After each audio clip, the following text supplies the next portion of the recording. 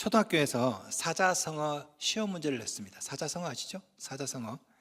말하지 않아도 마음이 서로 통한다. 이신점심이죠? 그런데 어떤 학생이, 초등학생이 이렇게 답을 썼대요. 텔레파시. 그것도 말이 맞죠? 예. 두 사람이 다투는 사이에 제3자가 이익을 얻는다. 뭡니까? 어부질이죠? 어떤 학생이 이렇게 썼어요. 완전 개꿀. 이것도 또 맞는 것 같아요. 그죠? 요즘 초등학생 머리가 상당히 참 좋습니다. 질문 중에 다른 사람을 불쌍히 여기는 마음. 뭡니까? 다른 사람을 불쌍히 여기는 마음. 측은지심. 어떤 학생이 이렇게 썼어요. 아이고. 야, 이것도 또 맞는 말 같아요. 그죠? 외국인들이 가장 신기하게 여기는 단어. 배우기에 가장 어렵지만 되게 신기하면서 요즘 아주 핫하게 외국인들이 따라하는 단어가 있습니다. 그게 바로 아이고입니다. 아이고. 오빠와 함께 아이고래요. 예. 가만히 보니까 이 아이고라는 단어가 굉장히 참 다양한 뜻을 갖고 있죠. 예를 들어서 놀랄 때 아이고 놀라죠. 예? 아쉬울 때 아이고 하죠. 줄이 길 때 아니면 서류가 복잡할 때 아이고 하죠. 반가울 때 멀리서 친구 만났어요. 아이고 반갑구만.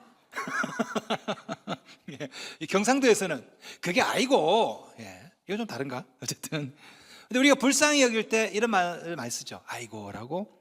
아주 불쌍하면 아이고 두 번 말합니다. 우리나라 사람들이 이렇게 타인의 슬픔과 고통에 공감하는 이 공감 능력이 굉장히 탁월한 그런 민족 같아요. 전 세계를 제가 돌아봐도 이런 표현이 있는 나라는 한국밖에 없는 것 같습니다. 길거리에 불쌍한 사람이 있어요. 그러면 우리는 자기도 모르게 아이고 소리 나오죠. 아이고 불쌍하다. 드라마를 보더라도 주인공이 참 비련의 주인공이 나와. 그러면 다들 아이고 불쌍해라. 그래서 어떡합니까? 방송사에다 댓글 달죠. 주인공 살려내라. 그 다음 회에 또 바뀌죠. 죽었다가 살아나 갑자기. 우리나라는 타인의 슬픔과 아픔에 공감하는 능력이 탁월해요. 그런데 언제부턴가 점점 이 우리 마음이 무뎌지고 있는 것 같아요. 언제부턴가 이 외국 사람들은 신기하다고 해서 아이고를 따라하는데 정작 우리는 아이고를 잘 안 해요. 여러분 지난 한 주 동안 아이고 몇 번 말했습니까? 여러분 주위에 슬픈 사람이 있어도 점점 우리는 아이고라는 말 잘 하지 않아요. 뉴스에 보면 뭐 누가 죽었다 숨졌다 해도 그냥 그런가 보다 생각해요. 그죠? 여러분 장례식장 가더라도 사라진 단어가 있어요. 아이고가 없어. 장례식 때 아이고라는 소리를 들어본 지가 꽤 오래된 것 같아요. 우리 입술에 어느 순간에 아이고라는 단어가 사라진 것은 아닐까. 지금도 우크라이나 중동에 미사일 막 날아다니면서 수많은 사람이 죽고 있죠. 우리는 관심이 없어요. 우리 주님은 이런 피도 눈물도 없는 이 세대를 향해서 이렇게 말씀합니다. 긍휼히 여기는 자는 복이 있나니 그들이 긍휼히 여김을 받을 것이미요. 우리 주님은 긍휼히 여기는 자가 복이 있다고 말씀하십니다. 그런데 이 말씀은요 굉장히 혁명적인 말씀이에요. 자, 지금으로부터 2000년 전 우리 예수님 당시에 그리스 로마 사회는요 힘 있는 자가 복 있는 사람이에요. 무력이 지배하는 나라, 힘이 지배하는 나라. 로마 철학자들은요 긍휼함을, 자비를 영혼의 질병이라고 그렇게 간주했습니다. 힘이 최고야, 센 사람이 최고야. 그런데 우리 주님은 아니다. 긍휼히 여기는 자가 복이 있다. 센 자가 아니다. 그렇게 말하고 있습니다. 여러분, 이 긍휼이 나약한 것 같지만 사실은 긍휼이야말로 동물과 인간의 차이를 구분짓는 결정적인 요소입니다. 동물의 세계를 움직이는 게 뭡니까? 힘이죠, 힘. 힘센 순놈이 모든 안놈을 다 거느리고 있습니다. 이게 동물의 왕국 아닙니까? 근데 인간에게는요 동물에게 없는 긍휼함이 있어요. 긍휼함이. 불우한 이웃을 도와요. 재난에 빠진 나라를 우리가 돕습니다. 여러분 전 세계가 나라가 나라를 도와주는 총액이 얼마인 줄 아십니까? 300조래요. 300조. 야, 진화 생물학자와 자본주의 경제학자들이 제일 당혹해하는 부분이 바로 이거죠. 이 자본주의와 진화 생물학의 공통적인 기본 어섬션, 전제가 뭔지 아십니까? 인간은 이기적이다 이거예요. 그런데 인간은 항상 이기적이지 않아. 이타적일 때가 있거든요. 이게 이제 이해가 안 되는 거예요. 이해가. 여러분 내가 가난해요.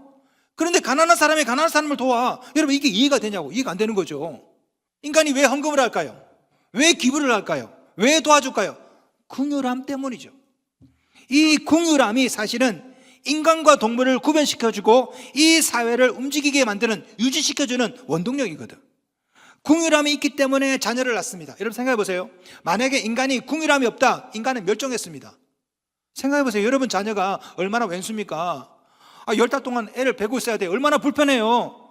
애 낳으면 더 골치야. 학원 보내야 되지, 뭐 아이폰 사줘야 되지. 입만 열면 다 돈이야, 돈. 여러분 진화 생물학자들에 따르면 애를 지워야 돼. 애를 안 낳아야 돼. 그래야 나한테 이득이야. 근데 우리는 애를 베요. 애를 낳아요. 애를 키웁니다. 왜? 궁유람 때문에. 아이고 어쨌을까. 그래가지고 막 사줘 그냥. 궁유람이. 인간을 인간답게 만드는 것이 무엇일까요? 궁유람입니다.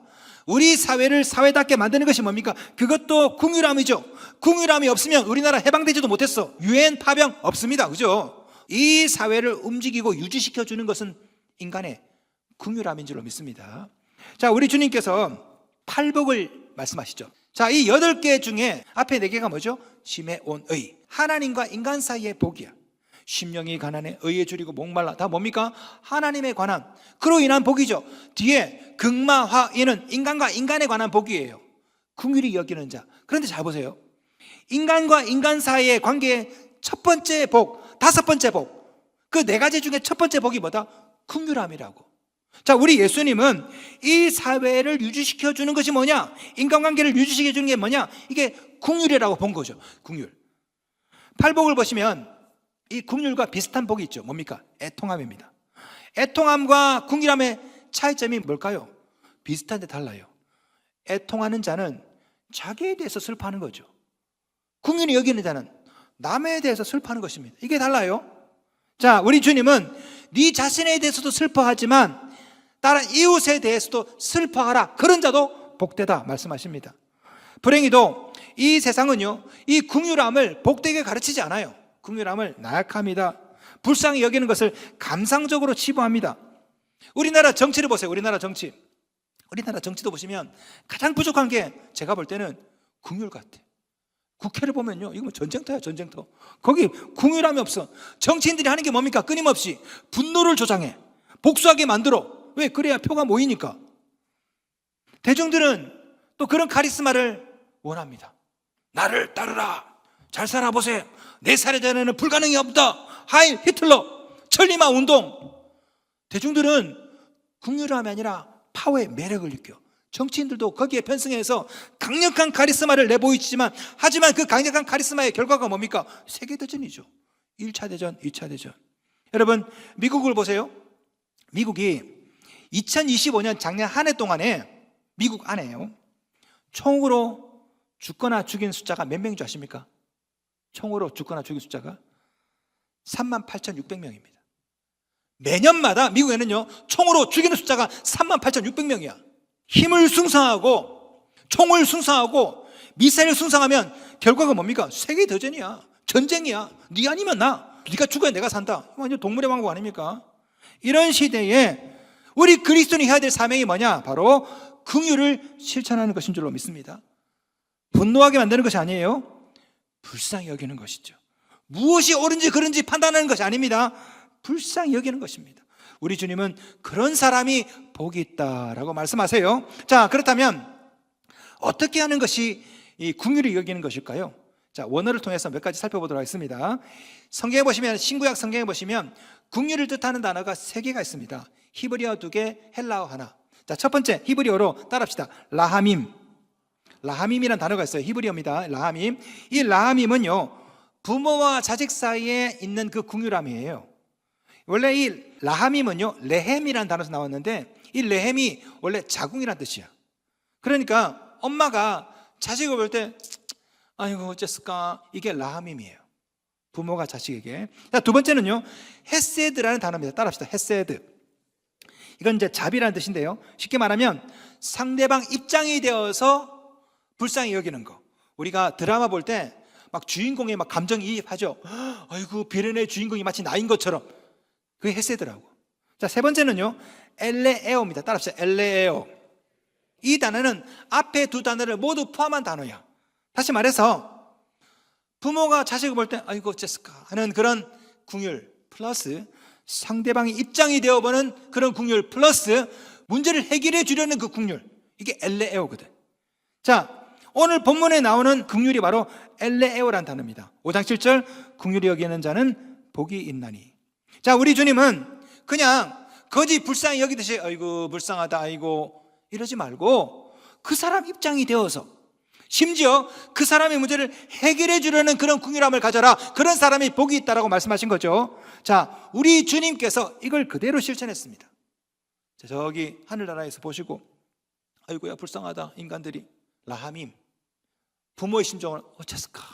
자, 그래서 인간이 되셨습니다. 30년 동안 인간으로 사셨죠. 헤세드, 인간의 입장을 이해하기 위해서. 그리고 그것으로 끝난 게 아니야. 십자가를 지시고 죽으셨죠. 왜? 인간의 죄 문제를 해결하기 위해서. 엘레에오. 우리 주님은 오늘 이 시간에 여러분에게 그런 긍휼을 실천하라고 말씀하십니다. 그런 사람이 어떻다? 복이 있다. 성도 여러분, 여러분 안에 이런 예수님의 긍휼함이 가득하시기를 주님의 이름으로 축원합니다. 자, 그렇다면 질문, 왜 긍휼히 여기는 자가 복이 있을까? 왜 그럴까요? 자, 오늘 본문은 두 가지 해석법이 있을 수 있습니다. 하나는 원인으로 해석하는 것이고 하나는 결과로 해석하는 거예요. 첫 번째, 자, 원인으로 해석해 보겠습니다. 네가 먼저 긍휼함을 받았기 때문에 긍휼히 여기라는 거죠. 다시 한번 우리 5장 7절 말씀 보겠습니다. 긍휼히 여기는 자는 복이 있나니 그들이 긍휼히 여김을 받을 것이며. 이 원어를 보시면, 그리스 원어를 보시면 중간에 호티라는 접속사가 있다고 말씀드렸죠. 호티 뜻이 뭡니까? 그러므로, because, since, for, 그죠? 자, 이걸 넣어서 다시 한번 번역해 드리겠습니다. 5장 7절 말씀. 긍휼히 여기는 자는 복이 있나니 왜냐하면 그들이 긍휼히 여김을 받을 것이기 때문이다. 자, 무슨 말입니까? 여러분이 긍휼히 여김을 받았어요.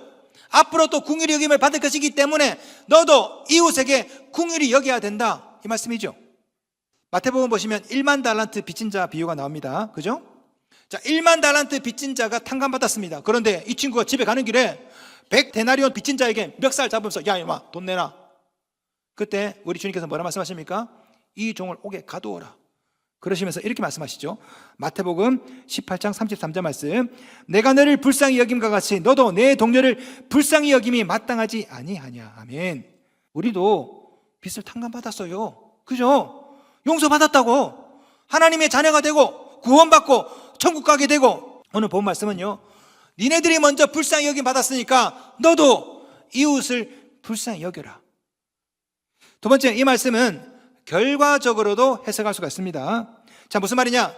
남을 불쌍히 여겨야 앞으로 너도 불쌍히 여김 받는다라는 것이죠. 자, 호티라는 이 단어는 접속사이기도 하지만요, 이 호티는 따옴표 역할도 해요. 따옴표 역할. 5장 7절 말씀을 다시 한번 보겠습니다. 이렇게 우리가 번역할 수가 있어요. 긍휼히 여기는 자는 복이 있나니 그러므로 따옴표 그들이 긍휼히 여김을 받을 것이며. 무슨 말입니까?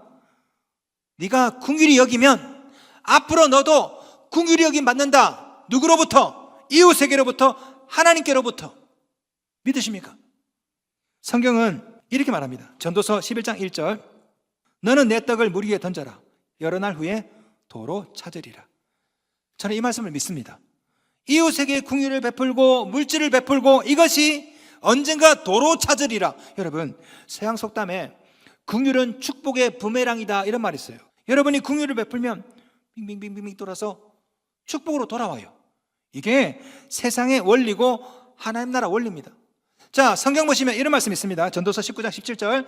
가난한 자를 불쌍히 여기는 것은 여호와께 구워드리는 것이니 그의 선행을 그에게 갚아주시리라. 상당히 참 재밌죠? 자, 보세요. 가난한 자를 불쌍히 여기면 그 행위가 하나님께 구워주는 거래. 구워주는 거.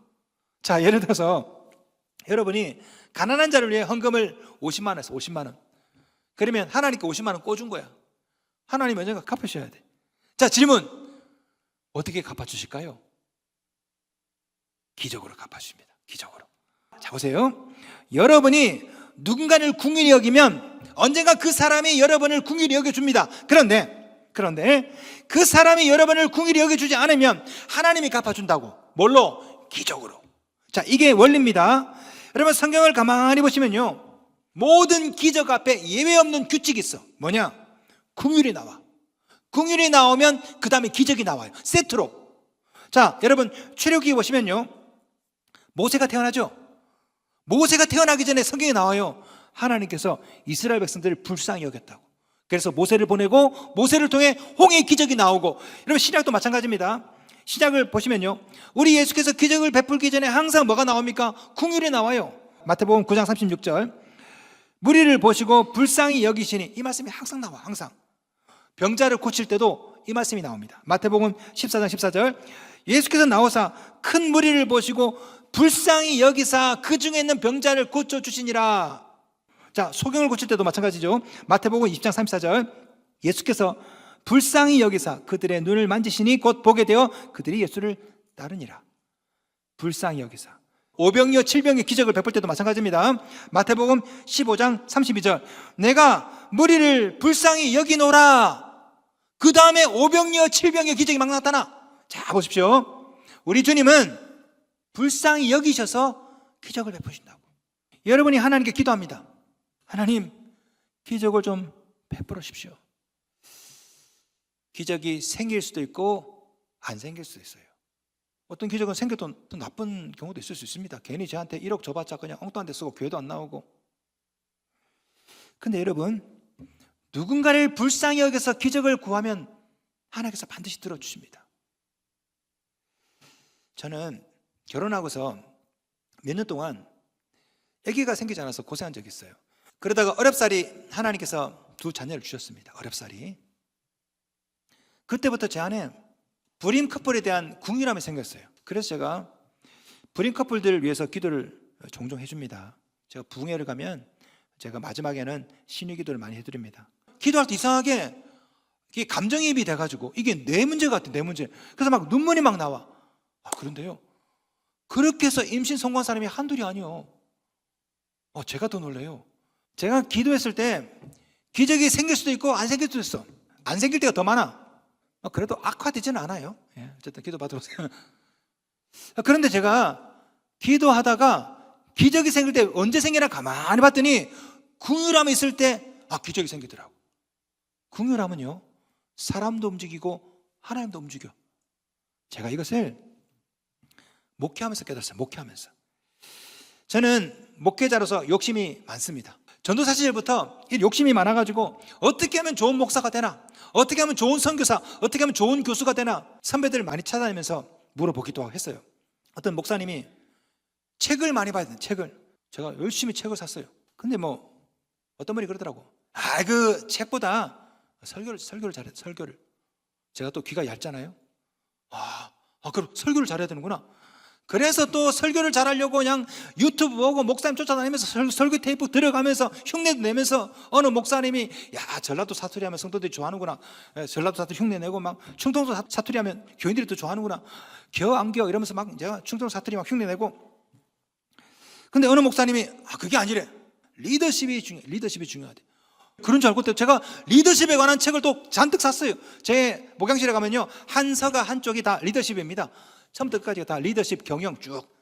근데 또 그것도 아닌 것 같아. 그러다가 우리 연세중앙교회 윤석전 목사님, 제 친구 장인어른이어가지고 그분 통해서 목회자에게 있어서는 처세가 중요하대. 처세가. 그러다가 제가 성경을 가만히 살펴보니까요, 예수님에게는 그런 게 하나도 없어. 아니, 성경을 살펴봐도 예수님이 책을 읽었다는 기록이 없어요. 예수님은요, 처세도 상당히 문제가 많아요. 우리 예수님은 가는 곳곳마다 적들 뿐이야. 항상 미움을 받아. 쫓겨다니고 도망다니고. 어떻게 이렇게 처세가 안 좋으실까? 말씀을 해도 사람들 좀 듣기 좋은 말 좀 하시지. 듣기 싫은 말만 골라서 해. 그냥 독사의 자식들아, 이 성전을 허물어라, 이렇게. 가만히 보니까 우리 예수님은 리더십도 문제가 상당히 많아. 아니, 도대체 목회를 어떻게 했길래 십자가 달릴 때 다 도망가냐고. 다 도망가. 우리 예수님은요, 설교도 상당히 어렵습니다. 여러분, 예수님 말씀을, 사복음서를 제가 설명해 줘야 알죠? 그냥 읽으면 잘 모르시겠죠? 2000년 전에도 그랬어요. 예수께서 설교하니까 사람들이 반응이 이랬어요. 어렵도다. 이 말씀을 누가 이해할 수 있으리요? 그러다가 제가 발견한 게 있어요. 우리에게 없는 무엇인가가 있더라고. 그게 뭔지 아세요? 긍휼이에요. 긍휼이 있더라고. 예수님은 늘 불쌍히 여기셨습니다. 불쌍히 여기셔서 고쳐주시고, 죄인들을 정죄한 것이 아니라 죄인들을 불쌍히 여기시고, 현장에서 가늠하다 잡힌 여인도 정죄하지 않으시고, 예수님에게는 이 세상에 있는 유명한 목회자들에게 없는 게 하나 있어요. 그게 바로 긍휼이더라고. 긍휼. 자, 그래서 2017년도에 대세신학대학교에서 제가 촛불 설교를 할 때 전도사들 향해서 그 얘기를 했어요. 여러분, 위대한 목회자가 되려면 뭐가 있어야 되겠습니까? 물어보면서 제가 이 얘기를 했어요. 긍휼입니다. 긍휼. 자, 목회를 해보니까요, 교회가 언제 교회다워진 줄 아십니까? 불쌍히 여길 때. 제가 보니까 설교를 잘해요. 목사님 오늘 설교 끝내줬어요. 너무 좋아요. 그런데 월요일날 설교 제목을 까먹어 다. 한 주 지나면 뭔 소리 들었는지 잘 몰라. 그런데 목사가 불쌍히 여기면 이걸 잊지를 못해. 여러분, 교회가 언제 타락한지 아십니까? 긍휼을 잃어버렸을 때, 교회 안에 분노가 난무하고 정의가 가득 찼을 때, 그때 교회가 타락한다고. 어떤 목회자가 거짓 선지자일까요? 잘 들어보세요. 여러분 마음에 긍휼을 지워버리는 선지자 조심하셔야 돼. 분노를 조장하고 분노를 막 부추기는 그런 목회자 조심하셔야 된다고. 여러분 주머니에 돈에 욕심이 있기 때문에 그런 거예요. 가만 보면 가정도 마찬가지야. 가정도 무엇이 가정을 가정답게 만들까요? 그것도 긍휼입니다. 긍휼. 돈이 아니에요. 연봉이 아닙니다. 부동산이 아니에요. 긍휼이라고. 긍휼. 최근에 저희 교회 한 자매 결혼식 주례를 제가 했습니다. 제가 주례사를 뭘로 할까 고민을 많이 했어요. 올해 제가 결혼 30주년입니다. 제가 그래서 결혼식 주례를 부탁받고 30년 전에 나에게 어떤 주례를 할까 그 생각으로 임했거든요. 그래서 정한 주제가 긍휼입니다. 많은 분들이 결혼식 주례사 하면요, 사랑해라, 순종해라, 아껴주어라, 뭐 틀린 것은 아니야. 그런데 제가 30년 결혼생활 해보니까 진짜 중요한 게 긍휼입니다. 긍휼. 많은 부부들이 언제 불행을 느낄까요? 자신이 불쌍하다고 생각할 때 불행을 느껴요. 아이고 불쌍하다. 내가 이런 집에 시집 와서 이렇게 고생하는구나. 내가 이런 남자를 만나가지고 이렇게 고생하는구나. 아이고 처량하다. 다 불행해요. 질문, 언제 행복을 느낄까요? 배우자가 불쌍하다 느낄 때. 아이고 이 사람이 나한테 시집 와서 고생하는구나. 이 사람이 나한테 장가 와서 고생하는구나. 내가 요리도 좀 잘 못 만드는데 이런 밥을 먹어주니 참 불쌍하다. 상대방이 불쌍히 여겨질 때 그때 가정에 행복이 있더라고. 여러분 가정이 왜 불행할까요? 내가 불쌍해서 그래. 아이고 내가 이 집에 시집 와가지고 내가 이 고생하고 내가 그때 그 남자를 만났어야 되는데 한없이 차량해. 한없이. 가만 보니까 목회도 마찬가지야. 제가 신성교회 와서 올해 11년 차입니다. 고생을 많이 했어요. 제가 초에는요, 죄송한 얘기인데 다 지났기 때문에 드리는 말씀이에요. 제가 한없이 불쌍했어요. 이 자신이. 아유 김민태 목사가 미국 영국 유학 갔다 와가지고 그냥 박사 받아가지고 내 꿈은 강남 압구정동에서 딱 목회를 하면 기가 막힌데 그냥 내 설교도 잘하고 외모도 괜찮고 그냥 학력도 있고 아니 내가 이 신성동 이 시골에 와가지고 내가 뭐 하는 거예요 도대체. 강대상에 엎드리면서 얼마나 불쌍하든지. 하나님 김윤태가 너무 불쌍해요. 한없이 불행해. 한없이 내가. 근데 성령께서 어느 타임 때 교인들을 불쌍하게 보게 하셨어요. 아이고 우리 교인들 불쌍하다. 그러니까 성도들이 행복해지기 시작합니다. 내가 깨달았어. 내가 불쌍하다 생각하니까 교인들이 불행해져. 근데 교인들이 불쌍하다 생각하니까 교인들이 행복하다고 그래. 야, 그때 깨달았어요. 무엇이 가정을, 교회를, 직장을 행복하게 만드는가? 긍휼이에요. 상대방이 불쌍하다 생각하면 상대방이 행복해진다니까. 레미제라블 아시죠? 레미제라블. 레미제라블. 영어로 번역하면 The Miserable, The Miserable. 불쌍한 사람들 이 뜻이죠. 자, 그런데 지금부터 100년 전에 1930년대에 이 레미제라블이 한국어로 최초로 번역됐습니다. 최초로 번역될 때 책 제목이 뭔지 아십니까? 책 제목이 너 참 불쌍타. 레미제라블을 번역을 너 참 불쌍타. 제가 그거 볼 때마다 야 이거야말로 진짜 복음적이구나. 여러분, 복음이 뭡니까? 복음은요, 하나님께서 죄 있는 여러분을 보시고 너 참 불쌍다 해서 십자가 지신 게 이게 복음 아니에요. 하나님은 오늘 이 말씀을 통해서 서로를 향해서 너 참 불쌍하구나, 내가 아니에요, 네가 참 불쌍하구나, 이렇게 하라는 거죠. 자, 옆에 사람에게 얼굴 보시면서 한번 말하겠습니다. 너 참 불쌍다. 불쌍하게 생겼다면 싸움 나요. 불쌍하게 생긴 게 아니에요. 너 참 불쌍하다. 이렇게 사는 거예요. 이렇게 이제부터 가족과 가족끼리 너 참 불쌍하다, 네가 나한테 시집 와서 너 참 불쌍하다. 성도 여러분, 이 세상에 가난하고 어려운 사람만 불쌍한 게 아닙니다. 사실은 여러분 가정에 있는 가족들도 이미 불쌍한 사람이에요. 생각해 보십시오. 우리 자녀를 바라볼 때 어이구, 어떡하다 우리 집에 태어나가지고 이렇게 내 속을 박박 긁냐, 이게 아니에요. 아니, 얘가 어떡하다가 가난한 우리 집에 태어나가지고 내 해주지도 못하고. 여러분, 자녀가 불쌍하지 않아요? 자, 자녀된 여러분 부모님 볼 때 나한테 물려준 것도 없고, 그러지 마시고 여러분 부모님 불쌍하게 보세요. 여러분 부모님이 여러분을 위해서 모든 거 다 바쳤다고 불쌍하지도 않아요?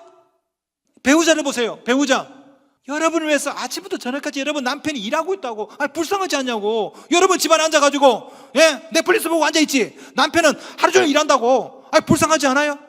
여러분 아내를 보세요. 이 세상에 돈 많은 남자들이 많아. 그런 집안에 시집 갔으면 지금쯤 핸드백 좋은 거 메고 다녔겠다.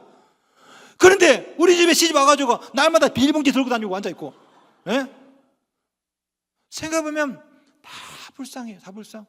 하나님은 오늘 이 시간에 여러분을 통해서 그렇게 말씀하십니다. 서로 불쌍히 여겨라. 네가 불쌍히 여기면 내가 도와주마, 내가 기적으로. 그렇기 때문에 긍휼히 여기는 자가 복이 있단다.